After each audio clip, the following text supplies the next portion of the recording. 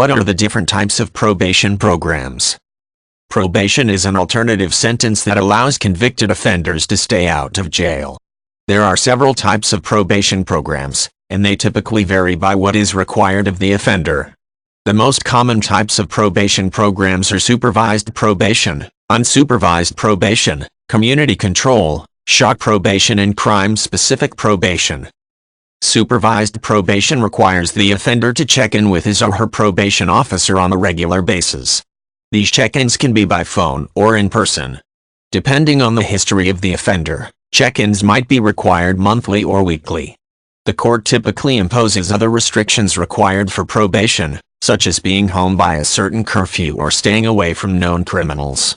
Committing any crimes while on supervised probation will usually cause the probation to be revoked.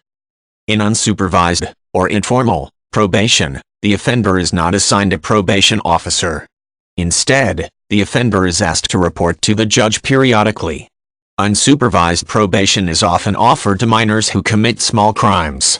Requirements associated with unsupervised probation might be to attend classes or counseling and to engage in community service.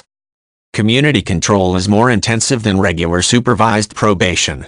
In community control, the offender is in the community but is constantly monitored. It might involve house arrest.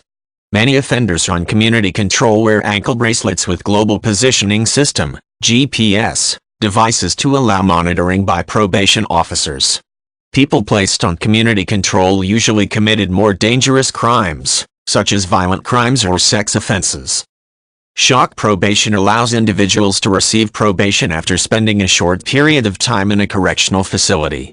The theory behind shock probation is that the individual will be frightened by his or her time locked up and will be more motivated to comply with the requirements of probation. Shock probation is most often given to first-time offenders. This type of probation is not used at some locations. Many communities have instituted crime-specific probation programs. For example, people convicted of drug offenses often participate in drug-specific probation programs that involve education, counseling, and frequent drug tests. Sex offenders might have specific requirements such as placement on a public registry or living in restricted areas. Diversion is another type of alternative sentencing that is similar to probation. The difference is that diversion typically occurs before the trial, and if the defendant successfully completes the diversion program, criminal charges might be dropped. Diversion generally is offered to first-time offenders of minor crimes, when the defendant does not seem likely to become a repeat offender.